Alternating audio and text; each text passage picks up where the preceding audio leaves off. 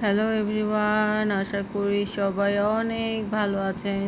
তো আমরা গিয়েছিলাম গত সপ্তাহে মাওয়া রিসোর্টে। এটা হচ্ছে বিক্রমপুরের দিকে। যারা বিক্রমপুরের দিকে থাকেন তারা অবশ্যই এখানে গিয়েছেন, আমি শিওর।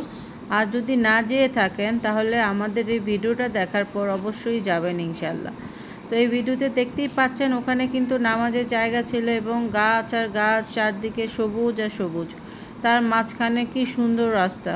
এই রাস্তা দিয়ে হাঁটলে আসলে কোনোভাবেই আমার ক্লান্ত লাগতেছিল না। তো আমরা যেটা করতেছিলাম, আমরা গিয়েছিলাম ভোরে সকালের দিকে একটু ঘুরে দেখার জন্য।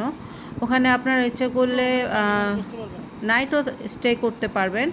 তো সেক্ষেত্রে আপনাদের প্রাইস পড়বে 7,500 থেকে শুরু হবে। এদের রুমের উপর ডিপেন্ড করে আসলে প্রাইসটা ঠিক করা হয়। তো আমরা আসলে নাইট স্টে করি নাই, আমরা সকালে গিয়ে আবার চলে আসছি।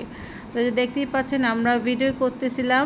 এখানে কিন্তু অনেক ছবি তোলার স্পট রয়েছে, সুইমিং পুল রয়েছে, অনেক সুন্দর সুন্দর গাছ রয়েছে, যেগুলো দেখলে আপনার মনে হবে এই প্রকৃতির মাঝেই থেকে যায়।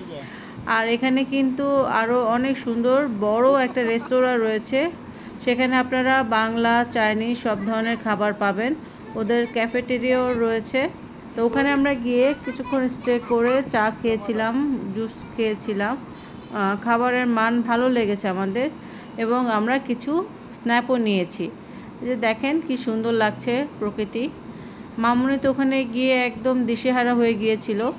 তো তারপর আমরা যেটা করি, প্রকৃতি দেখে দেখে যখন টায়ার্ড হয়ে যায়, ওদের ক্যাফেটেরিয়াতে আমরা বসি। এই যে দেখেন জুস খেয়েছি এবং চা খেয়েছি। যে দেখেন ওদের এটা কিন্তু অনেক বড় একটা সুন্দর জায়গা। এখানে আপনার ঠান্ডা বাতাসে মনটা ভরে যাবে। আমাদের ওখান থেকে উঠতে ইচ্ছে করতেছিল না, আমরা অনেকক্ষণ বসেছিলাম, প্রায় 1 ঘন্টার চেয়েও বেশি সময় আমরা ওখানে বসে ঠান্ডা বাতাস খাচ্ছিলাম। আর গুড়ি গুড়ি বৃষ্টি হচ্ছিল। দেখেন মামুনি কিন্তু খুবই এনজয় করছে। তো আপনারা এই ভিডিওটা দেখে তো আসলে বুঝতে পারবেন। আপনারা যদি চান ইউটিউবে আমাদের আরেকটা চ্যানেলে আছে, সেটা দেখে আসতে পারেন যখন যেখানেতে। ভালো থাকবেন তাহলে, আল্লাহ হাফেজ।